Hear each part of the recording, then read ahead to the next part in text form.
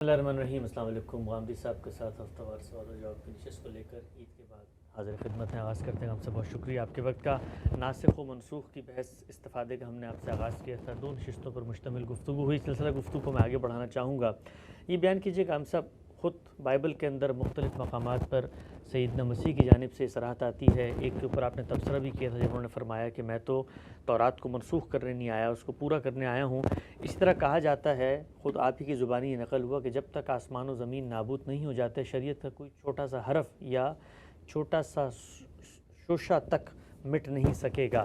تو یہ بیان کیجئے گا کہ اگر اللہ تعالیٰ نے ایک قوم کو خاص حالات, ان کی ذمہ داری, ان کی منصب کی رعایت سے ایک شریعت, ایک قانون, ایک حکم نامہ دیا, ایک ہدایت دی, تو اب وہ جو پیغمبر اس کو لے کے آیا ہے, وہ آنے کے بعد بھی 1200 سال سیدنا موسیٰ کے بعد وہ کھڑے ہو کے کہہ رہا ہے کہ قیامت تک اس میں کوئی تبدیلی نہیں ہوگی. اور قرآن مجید دوسری جگہ پہ آ کر ہی کہتا ہے کہ ہم نے تو اس کے اندر تبدیلی کر دی. یہ دو بالکل الگ الگ باتیں ہیں. یعنی سیدنا مسیح تو اپنے بارے میں یہ بیان کر رہے ہیں کہ میں آ گیا ہوں اور مجھے حکمت دے کر بھیجا گیا ہے. یہ قرآن مجید نے بتایا ہے کہ انجیل سراسر حکمت تھی. انجیل میں اللہ تعالیٰ نے دین کی حقیقت کیا ہے, دین کا فلسفہ کیا ہے, دین انسان کو اس کے باطن میں کیا بنانا چاہتا ہے, اس کو بیان کرتی ہے. اس میں یہ اندیشہ تھا کہ لوگوں کو جب یہ کہا جائے گا کہ تم تو فلاں چیز کے ظاہر کو دیکھ رہے ہو, تمہارے لیے یہ بڑی اہم بات ہے کہ اتنی زکوٰۃ نکالنی ہے اور سونف کی نکالنی ہے اور زیرے کی نکالنی ہے, لیکن اصل چیزیں تمہاری نگاہ سے اوجھل ہو جائیں گی. جیسے ہم بھی بعض اوقات بات کرتے ہوئے کہتے ہیں کہ یہ کوئی طریقہ نہیں کہ آپ نے ظاہر میں فلاں اور فلاں چیزوں کی پابندی کر لی, آپ کا چہرہ بہت ایک متشرع آدمی کا چہرہ بن گیا, آپ نے کچھ عبادات کے رسوم بھی ادا کر لیے, لیکن دین کی حقیقت تو اخلاقی تطہیر تھی, اس کا خیال نہیں رکھا یا اس کو نہیں سمجھا. تو ایسے موقعوں پر اس کا اندیشہ ہوتا ہے کہ آپ کے مخاطبین کہیں یہ خیال نہ کر لیں کہ شریعت یا دین کے ظاہری احکام ختم ہو گئے. تو انہوں نے خاص طور پر تنبیہ کی کہ میں تورات کو منسوخ کرنے نہیں آیا.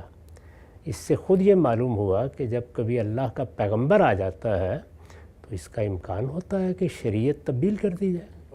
تورات ہے ہی سراسر شریعت. یعنی تورات تو قرآن مجید کی طرح کی کتاب نہیں ہے, یا انجیل کی طرح کی کتاب نہیں ہے, یا زبور کی طرح کی کتاب نہیں ہے. جیسے کہ ہم جانتے ہیں کہ زبور میں مناجاتیں ہیں, یعنی اللہ تعالیٰ کے ساتھ بندے کے تعلق کو کس طرح اس کے وجود کا حصہ بننا چاہیے, وہ مناجاتیں اس کو بیان کرتی ہیں. پورا کا پورا زبور اللہ کی تمجید کا مضمور ہے. اسی طرح انجیل سراسر حکمت ہے. دین کیا ہے, اللہ کے ساتھ بندے کے تعلق کیا نوعیت ہے, وہ کیا چیز ہے جو انسان کو اس دین سے حاصل کرنی ہے, اس کے حاصلات نفس کے لیے ایک قیمتی دولت کس طرح بنتے ہیں, وہ ان چیزوں کو موضوع بناتی ہے اور تمثیلات میں بڑے اعلیٰ حقائق بیان کرتی چلی جاتی ہے. تورات قانون ہے. تو اس اندیشے کو سامنے رکھ کر کہ میں پیغمبر ہوں, میں جب یہ باتیں بیان کروں گا تو لوگ کہیں یہ خیال نہ کر لیں کہ میں ان کو یہ بتانے کے لیے آیا ہوں کہ قانون کوئی چیز نہیں, شریعت کوئی چیز نہیں. اللہ کے دین میں جو کچھ اللہ کی طرف سے نازل ہوتا ہے وہ جب تک اللہ ہی اس میں کوئی تبدیلی نہ کر دے وہ سب کے لیے واجب الاطاعت ہوتا ہے. تو انہوں نے فرمایا کہ میں تورات کے حکم میں کوئی تبدیلی کرنے نہیں آیا.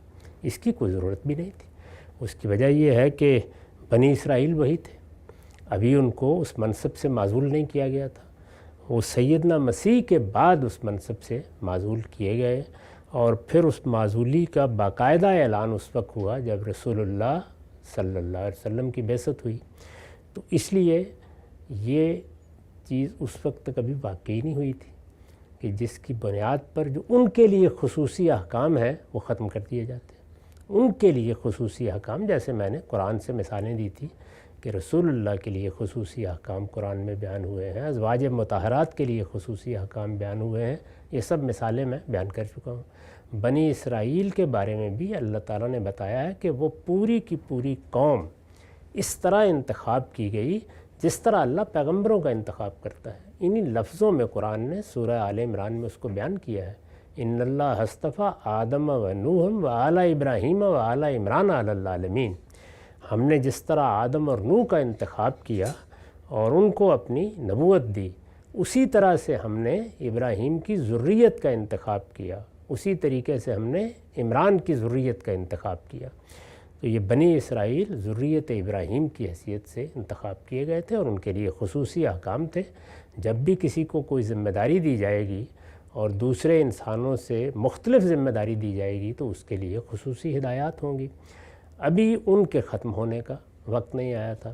تمدنی تغیرات بھی جس درجے میں رسول اللہ صلی اللہ علیہ وسلم کے بعد ہونا شروع ہوئے ہیں، اور پھر وہ بہت زیادہ وقت نہیں گزرا کہ اس جگہ پہنچ گئے جہاں ہم اب ان کے آثار دیکھ رہے ہیں یا ان کے نتائج دیکھ رہے ہیں، تو اس لیے اس معاملے میں بھی کوئی خاص ہدایت دینے کی یا اس میں تبدیلی کرنے کی ضرورت نہیں تھی، تو انہوں نے اس کو بیان کیا اور اس کے ساتھ یہ بتایا کہ تورات اللہ کی کتاب کی حیثیت سے، اللہ کی شریعت کی حیثیت سے، اللہ کے عہد نامے کی حیثیت سے قیامت تک رہے گی، اس کا ایک حرف بھی ٹلنے کا نہیں ہے، وہ آج بھی اسی طرح موجود ہے۔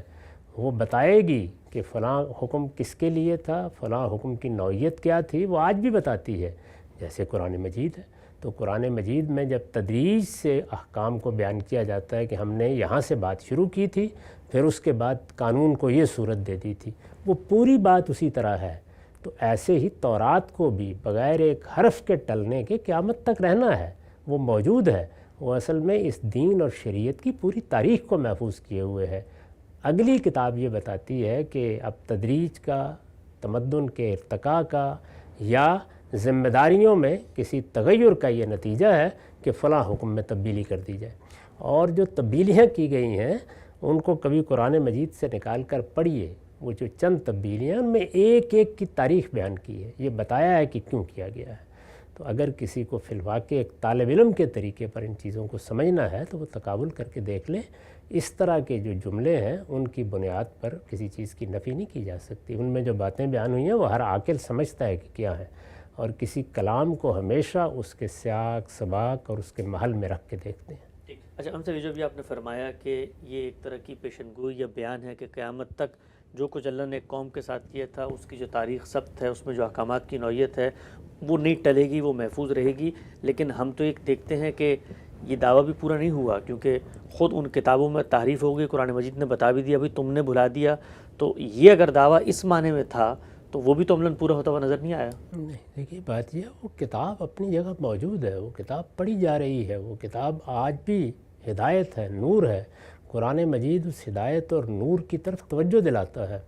لوگوں نے جو خرابیاں پیدا کیں وہ فقہی نوعیت کے اطلاقات میں خرابیاں پیدا کیں، یا اپنی طرف سے بعض چیزوں کو سمجھنے میں خرابی پیدا کی ہے، یا کسی جگہ ترجمہ کرتے ہوئے کسی فقہی رائے کو اس کا حصہ بنا دیا ہے، اس کی قرآن نے وضاحت کر دی ہے، اور اس لحاظ سے بھی اس کا ہر حرف محفوظ ہو گیا کہ اللہ کی بعد میں آنے والی کتاب نے بتا دیا کہ یہاں انسان نے کچھ مداخلت کی تھی، وہ ہم نے واضح کر دی ہے۔ تو اس لحاظ سے تصحیح ہو گئی انسان کی مداخلت کی ایک آنے والے پیغمبر کے ذریعے سے، اور قرآن مجید نے گویا جو کچھ انسانوں سے غلطی ہوئی تھی اس کو بھی واضح کر دیا۔ اچھا ہم سب یہ بتائیے گا، اس پوری بحث میں جو ایک تردد پیدا ہوتا ہے ایک عام پڑھنے والے کے ذہن میں جب وہ قرآن مجید کے حکم کو پڑھتا ہے، وہ کہتا ہے کہ یہود کی شریعت میں تبدیلی کر دی، بتایا ہمیں جا رہا ہے، اس سے یہود کو کیا فائدہ ہوگا؟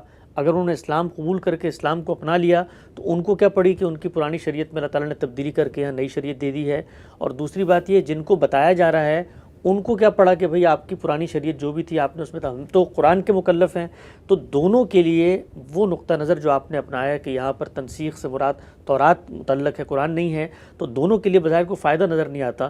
یہود تو جب مسلمان ہو جائیں گے تو ان کو تو کچھ نہیں پڑی ہوگی کہ ان کی آیتیں منسوخ کر کے نئی دے دی گئی ہیں، تو نئے دین کو مان رہے ہوں گے۔ وہ مسلمان کیسے ہوں گے؟ یعنی علم و عقل سے عاری ہو کر کسی دن اچانک آئیں گے اور آ کے اسلام قبول کر لیں گے؟ وہ ایک تاریخ رکھتے ہیں، ایک پس منظر رکھتے ہیں، ان کو دعوت دی جائے گی۔ تو یہی دعوت قرآن مجید نے اس سورہ میں دی ہے جہاں سے آپ یہ آیت پڑھ رہے ہیں۔ وہ دعوت شروع ہوتی ہے تمہید کے فوراً بعد، یا بنی اسرائیل اذکروا نعمتی التی انعمت علیکم۔ پوری سورہ بقرہ یہود کو ایمان کی دعوت دیتی ہے۔ تو انہیں دعوت دی جائے گی. دعوت دی جائے گی تو وہ اعتراضات کریں گے, وہ سوالات کریں گے, ان کا جواب نہیں دیں گے. اس وقت اگر مسیحیوں کو دعوت دی جائے گی تو وہ سوالات نہیں کریں گے. تو ان کا سوال تھا یہ کہ تورات اللہ کی کتاب ہے, صدیوں تک ہم نے اس کتاب پر عمل کیا ہے, اس کے قانون کو سمجھا ہے, اس کے بعد احکام میں قرآن مجید نے تبدیلی کیوں کی؟ تو یہ تو دعوت کی ناگزیر ضرورت ہے کہ اس سوال کا جواب دیا جائے. یہ بات بالکل سمجھ میں نہیں آتی. یعنی یہاں تو ایسے لگتا ہے کہ جیسے انسانوں کے کوئی الگ الگ شعبے بنائے گئے ہیں جہاں وہ پڑے ہوئے ہیں. سورہ بقرہ کے مخاطب ہی یہود ہیں. اہل کتاب کو مخاطب کر کے دعوت دی جا رہی ہے کہ اب اللہ کی کتاب آ گئی ہے, یہ قرآن مجید آ گیا ہے, اللہ کے آخری پیغمبر کی بعثت ہو گئی ہے, بہت سی سعادتیں اس پیغمبر کو ماننے سے وابستہ ہیں. ہم تمہیں دعوت دیتے ہیں کہ تعالوا الی کلمۃ بیننا و بینکم, یعنی وہ اس کلمے کی طرف آؤ جو ہمارے اور تمہارے درمیان اشتراک رکھتا ہے. آؤ اس توحید پر جمع ہو جائیں اور اللہ کی بات کو سنیں جو اس نے اب نازل کی ہے. یہ دعوت آپ دیں گے تو وہ جیتے جاگتے انسان ہیں, وہ 10 سوالات کریں گے. یعنی پہلے سے جو موجود دین ہے وہ خدا کا دین ہے, وہ اللہ کی ہدایت ہے. اس میں اور اب دعوت میں ادنا درجے کا کوئی اگر تناقض محسوس کریں گے تو پوچھیں گے نہیں آپ سے. تو ان کے ایک ایک سوال کا جواب دیا گیا ہے. ان کی تاریخ کے بارے میں جو سوالات پیدا ہوئے ہیں ان کا جواب دیا گیا ہے. اس کے بعد ہی آپ دعوت کی ذمہ داری سے سبکدوش ہوتے ہیں. تو یہ بات بالکل سمجھ میں نہیں آ رہی کہ یہ کیا چیز ہے. یعنی یہ تو پھر ماننا پڑے گا کہ یہود کوئی اور چیز ہے, مسلمان کوئی اور چیز ہے, مسیح کوئی اور چیز ہے. قرآن کی تو یہ دعوت نہیں ہے. قرآن کی دعوت تو یہ ہے کہ اللہ کا دین ہمیشہ سے اسلام ہے. اللہ کے سارے پیغمبر ایک ہی دین لے کر آئے ہیں. یہی وجہ ہے کہ ہم مسلمان نہیں ہو سکتے جب تک کہ ہم حضرت موسیٰ کو اللہ کا پیغمبر نہ مانیں, حضرت مسیح کو اللہ کا پیغمبر نہ مانیں, ان پر نازل ہونے والی ہدایت پر ایمان نہ لائیں. یعنی ان کتابوں پر ایمان لانا ہمارے لیے ضروری ہے کہ وہ اللہ کی کتابیں ہیں, ان میں اللہ کا دین ہے, ان میں اللہ کی شریعت ہے. تو جب یہ مانتے ہیں ہم اور ان سے بھی یہی منوانا چاہتے ہیں کہ اب اللہ کی ایک اور کتاب آ گئی ہے, وہ قرآن مجید ہے, تم بھی اسی طرح اس کو مانو جس طرح ہم مان رہے ہیں کہ تورات اللہ کی کتاب ہے. تو اس میں جہاں کہیں سوالات پیدا ہوں گے ان کا جواب دیا جائے گا. تو وہ جواب دیا ہے قرآن. بالکل واضح ہو گیا, نقطہ نظر واضح ہو گیا ہم سب. اچھا, اس میں جو یہ خلط مبس پیدا ہو رہا ہے اس کی وجہ یہ ہے کہ جیسے یہ مان لیا گیا ہے کہ کوئی انڈیپینڈنٹ ادیان کے ماننے والے سوسائٹی میں موجود ہیں, آپ جب قرآن مجید ان کی کسی چیز کو ریفر کر کے بیان کرے گا تو ان کے لیے وہ ارریلیونٹ ہوگی, جبکہ قرآن مجید تو خود جو دین پیش کر رہا ہے وہ اپنی عملی روایت میں جو سنت کے ذریعے جاری ہے وہ تو اسی طرح پیچھے سے ان کے بھی جاری ہے جو ہمارے یہاں جاری کی گئی ہے. اس سے آگے وہ مطالبہ کر رہا ہے کہ ان سب پیغمبروں پر ایمان لاؤ, مطالبہ کر رہا ہے کہ ان سب کتابوں پر ایمان لاؤ. تورات کو اللہ کی کتاب مانو اور کہتا ہے فی ہدم و نور, اس میں تمہارے لیے ہدایت ہے, اس میں روشنی ہے تمہارے لیے. اسی طرح انجیل جگہ جگہ وہ ان کتابوں کا حوالہ دے کر استدلال کرتا ہے. بعض جگہوں پر پوری آیتیں نقل کر کے بتاتا ہے کہ ہم نے تو تورات میں یہ لکھا ہے, ہم نے تو انجیل میں یہ بات کہی تھی, ہم نے تو زبور میں یہ بتایا تھا. تو اس لیے قرآن مجید کا موقف کیا ہے اس کو متعین کر کے اس پر تنقید کرنی چاہیے. تنقید کا حق ہر شخص کو حاصل ہے, لیکن علمی تنقید اپنے مسلمات پر نہیں ہوتی. پہلے یہ جاننا ضروری ہے کہ جس پر آپ تنقید کر رہے ہیں وہ معاملات کو کہاں سے دیکھ رہا ہے. تو قرآن مجید تمام پیغمبروں کا ایک ہی دین مانتا ہے. وہ یہ کہتا ہے کہ ان الدین عند اللہ الاسلام, اللہ کا دین کبھی افراد کے نام پر نہیں آیا. اللہ کا دین اسلام ہے, اور اسلام کا مطلب ہے سبمیشن, اپنے آپ کو اللہ کے سپرد کر دینا. یہی اللہ کا دین رہا ہے, بلکہ اس کی پوری تاریخ سناتا ہے. سورہ بقرہ میں سنائی ہے, سورہ حج میں سنائی ہے, اور یہ بتایا ہے کہ تم لوگوں کے ہاں تو یہ دعوت ابراہیم علیہ السلام کے ذریعے سے شروع ہوئی تھی, وہ تمہارے ابوالآباء تھے, ان کا حوالہ دیتا ہے. تو یہ ساری تاریخ اسلام کی تاریخ ہے, یعنی یہود کی تاریخ, مسیحیوں کی تاریخ, اس سے پہلے ابراہیم علیہ السلام کی تاریخ, اس سے پہلے آدم و نوح کی تاریخ اسلام کی تاریخ ہے. تو اس کے حوالے سے جہاں کہیں پہلے سے ماننے والوں کے ہاں کوئی چیز قرآن سے مختلف ہوگی یا قرآن اس سے کوئی مختلف بات کہے گا تو یہ سوال کیوں پیدا نہیں ہوگا. آج اللہ کی کتاب آئے اور وہ ہم کو آ کے دعوت دے تو ہم کیا سوالات نہیں اٹھائیں گے؟ اچھا قرآن میں تو یہ بات اس طرح تھی, پیغمبر نے تو اس طریقے سے بتایا تھا, تو پھر مطمئن کیا جائے گا کہ کیوں تبدیلی کی جا رہی ہے۔ تو یہ جواب دیا ہے اس آیت میں کہ ہم نے انسان کو سامنے رکھ کر یہ ضروری سمجھا ہے کہ اسی طرح کا ایک حکم دیا جائے، کیونکہ وہ فراموش ہو گیا اور وہ ضرورت تھی، اسی لیے دیا گیا تھا۔ اور جہاں کہیں کوئی حکم بنی اسرائیل کے ساتھ خاص تھا یا پہلے پیغمبروں کے ساتھ خاص تھا، یہ ضروری تھا کہ اس میں تبدیلی کر دی جائے۔ اسی طرح آگے وضاحت کی ہے کہ بعض احکام اصلاً وہی تھے جو اب ہیں، لیکن جس وقت یہود نے سرکشی اختیار کی تو سزا کے طور پر ان میں بعض تبدیلیاں کی گئی تھیں، وہ آج ختم کی جا رہی ہیں۔ ان سب کا حوالہ میں دے چکا ہوں، اور اسی کو قرآن نے اس طرح بیان کیا ہے کہ جب وہ پیغمبر آئے گا، یعنی آخری پیغمبر، تو وہ تمہارے اسر و اغلال دور کر دے گا، یعنی جو بوجھ تم پر لاد دیے گئے تھے اور جو بندھن تمہارے لیے پیدا کر دیے گئے تھے وہ سب توڑ دے گا۔ اچھا، ہم صاحب یہ بات آپ نے واضح کی، یہ جو میں نے آپ کے سامنے بائبل کا اقتباس پیش کیا تھا کہ جب تک آسمان و زمین نابود نہیں ہو جاتے، شریعت کا کوئی چھوٹا سا حکم یا اس کا شوشہ بھی تبدیل نہیں ہو سکتا، اس کی کیا یہ تعویل بھی ہو سکتی ہے کہ سیدنا مسیح تو اپنی اس قوم کو دعوت دے کر کہہ رہے ہیں کہ اللہ نے تمہیں منتخب کیا، تم اللہ تعالیٰ کی ایک فرستادہ قوم ہو، ایک ذمہ داری پر تمہیں فائز کیا، اگر تم ذمہ داری پر قائم رہتے ہو تو اللہ کی شریعت بھی تم سے متعلق رہے گی۔ ایسے جیسے میں آج کسی کو کہوں بھائی میں تمہیں اس ادارے کا سربراہ بنا رہا ہوں اور تمہیں قیامت تک وہی مراد ملتی رہیں گی اگر تم سربراہی کرو، تو یہ پہلو بھی تو ہو سکتا ہے کہ ان کو یہ کہا گیا ہو کہ جب تک آپ اس پر قائم ہیں تمہارے ساتھ یہ معاملہ رہے گا، لیکن چونکہ وہ قائم نہیں رہے اس لیے اللہ نے تبدیلی کر دی۔ یہ تو یہی وجہ بیان کر رہا ہوں میں کہ جب وہ معزول کر دیے گئے تو کوئی چیز آئے گی نا۔ اگر وہ معزول نہ ہوتے، اگر وہ اسی ذمہ داری پر فائز رہتے، اگر وہ اس کا حقوق ادا کرتے رہتے، تو ظاہر ہے کہ جو حکم ان کے ساتھ خاص تھے وہ بھی اسی طرح رہتے۔ یعنی جب ایک ذمہ داری کے منصب پر ایک شخص ہے تو جو اس کے لیے حدود طے کیے گئے ہیں، وہ اگر ہمارا سربراہ ہے، سربراہ مملکت ہے یا وزیر اعظم ہے، تو جو چیزیں طے کی گئی ہیں وہ رہیں گی، لیکن اگر وہ اس منصب سے معزول کر دیا جاتا ہے تو پھر بھی رہیں گی۔ تو یہ جو بات آپ نے بیان کی ہے تو اس کا لازمی تقاضا ہے، ایسا ہی ہے۔ تو ہر چیز کو اسی لیے میں نے کہا کہ اس کے محل میں رکھ کے دیکھنا چاہیے۔ وہ بالکل درست کہہ رہے ہیں کہ تمہیں اگر اللہ توفیق دے، میں آخری پیغمبر ہوں، تم مجھ پر بھی ایمان لاؤ، تو پھر اس کے بعد تمہارے لیے ابدیت ہے، پھر یہی دین ہے جس کو جاری رہنا ہے، ایسے ہی جاری رہے گا۔ لیکن اس کے بعد اللہ کا کوئی اگر اگلا پیغمبر آئے گا تو وہ بتائے گا آگے کہ کوئی تبدیلی کرنی ہے تو کیا باعث ہے اس کا، یعنی وہ اس پہ استدلال کرے گا، یہ ایسے ہی نہیں ہوگا۔ اچھا، نقطہ نظر واضح ہوا، آگے بڑھاتے ہیں سلسلہ گفتگو کو۔ یہ بیان کیجیے گا تفسیری نوعیت کا ایک میں چاہتا ہوں پہلو بھی آپ سے اس موقع پر واضح ہو جائے۔ آپ کے نزدیک قرآن مجید کی کوئی آیت بھی منسوخ نہیں ہے۔ مولانا امین حسن اصلاحی نے تدبر قرآن میں اس حوالے سے ایک نقطہ نظر بھی بیان کیا ہے۔ میں جاننا چاہتا ہوں بالعموم جو لوگ اس رائے کے قائل ہیں کہ کوئی بھی آیت منسوخ نہیں ہے، وہ ایک اور اضافی بات بھی کرتے ہیں کہ آپ بھی وہ بات کرتے ہیں یا آپ کی بات ان سے مختلف ہے؟ جیسے مولانا مودودی نے بھی تفسیر میں لکھا کہ جب ہم یہ کہتے ہیں کہ یہ آیتیں منسوخ ہو گئیں، اس کے باوجود قرآن مجید میں یہ رکھی ہوئی ہیں، باقی ہیں، تو اس کا مطلب یہ ہے کہ اگر اسی نوعیت کے حالات دوبارہ لوٹ آتے ہیں تو ہم پھر سے ان پہ عمل درآمد کر سکیں۔ آپ جب کہتے ہیں کوئی بھی آیت منسوخ نہیں ہوئی، تدریج سے حکم دیا گیا تھا، تو یہ جو اگلی اضافی بات بعض مفسرین اخذ کر رہے ہیں کہ آج بھی ہم ان پرانے اقوال پر جو قرآن میں نقل ہوئے ہیں، حالات کی رعایت سے اگر وہی حالات آ جاتے ہیں عمل کرنا ہے تو ان پر عمل کریں گے، کیا آپ اس کے قائل ہیں؟ یہ بات جب کہی جاتی ہے کہ منسوخ نہیں ہوئی تو اس کا مطلب یہ ہے کہ قرآن جتنا نازل کیا گیا تھا سارا کا سارا ہمارے پاس موجود ہے، کوئی آیت اس میں سے نکال نہیں دی گئی۔ اس میں اگر احکام میں کسی جگہ کوئی تغیر محسوس ہوتا ہے تو وہ اس تدریج کا تقاضا ہے جو احکام میں اور قانون میں ہمیشہ ملحوظ رکھنی چاہیے۔ یہ پوری بات ہے، یعنی میری بات اگر اس اجمال سے بیان کی جائے تو شاید مدعا کو صحیح طریقے سے ادا نہیں کرتی۔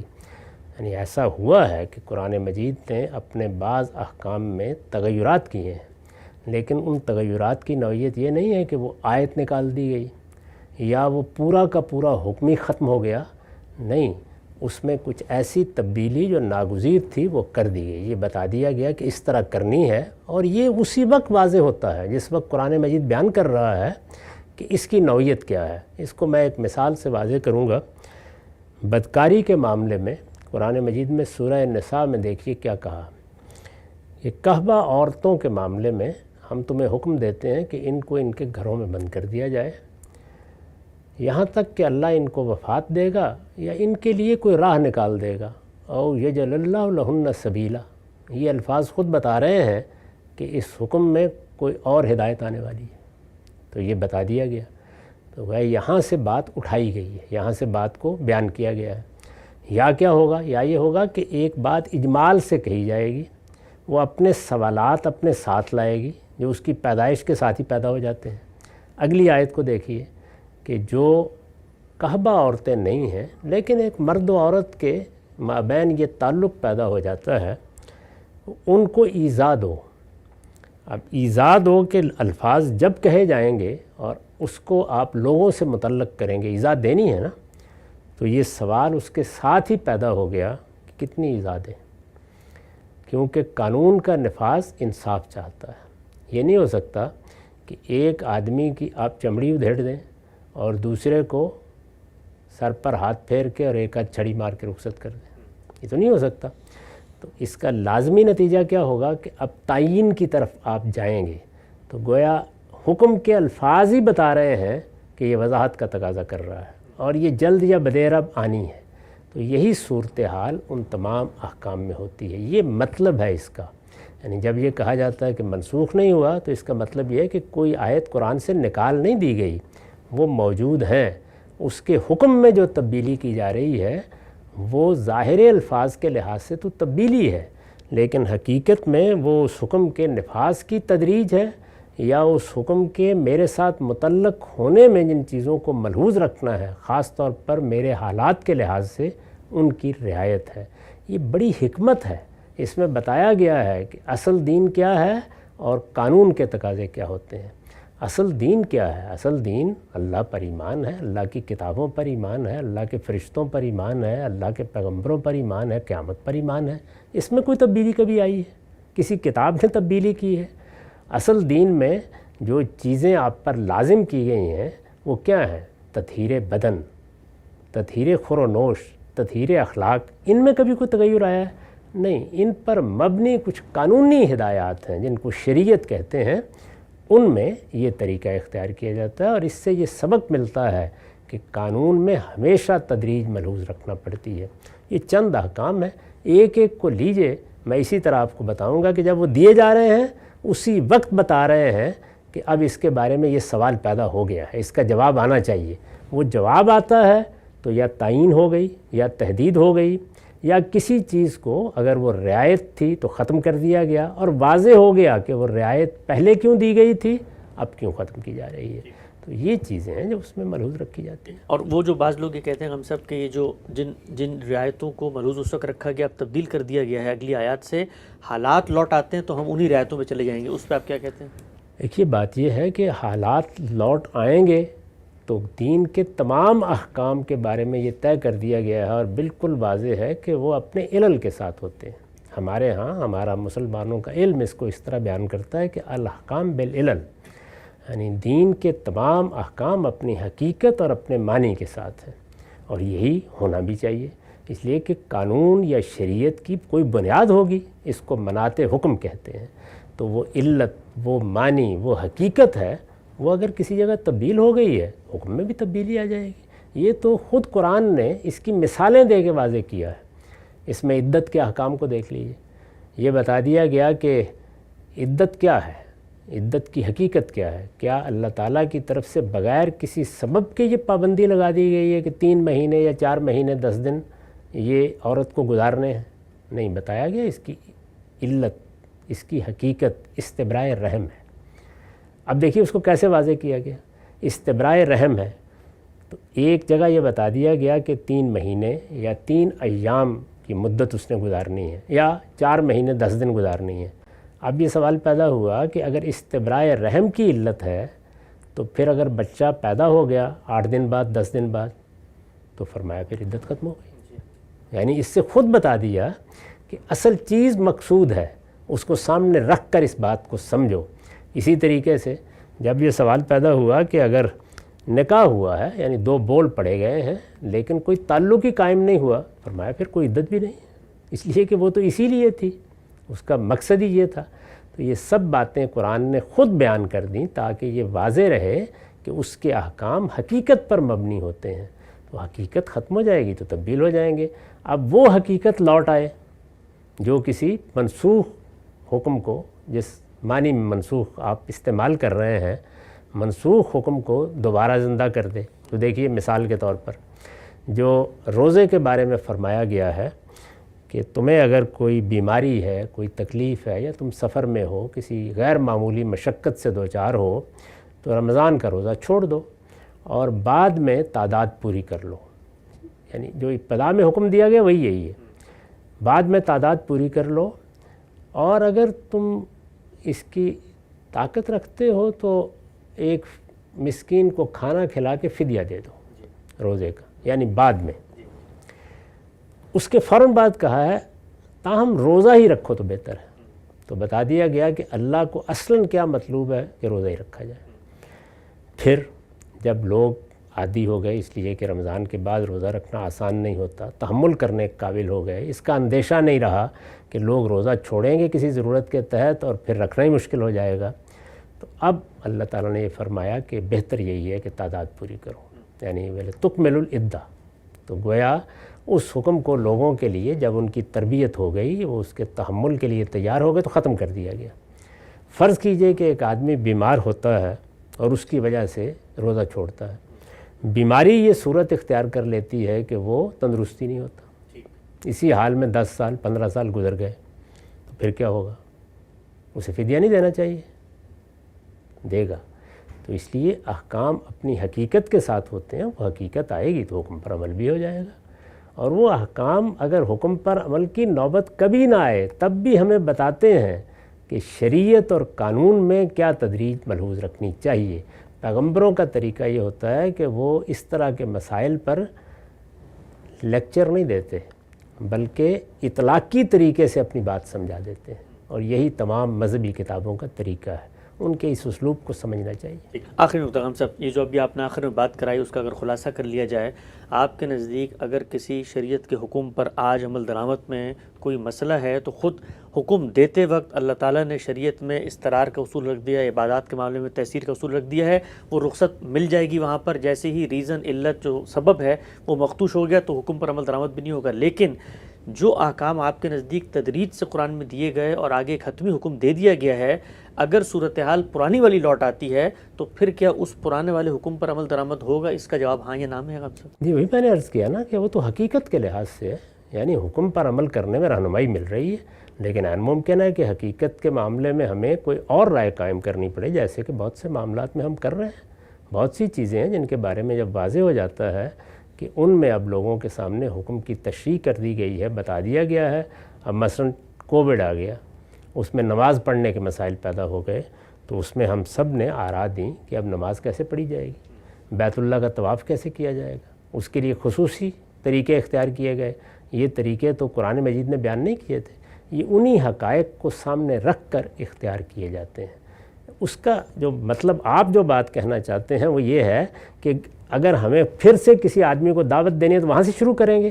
نہیں، اب دین ہو گیا، اب بیان ہو گیا، اب حقیقت واضح ہو گئی، اب اس کی ضرورت نہیں ہے.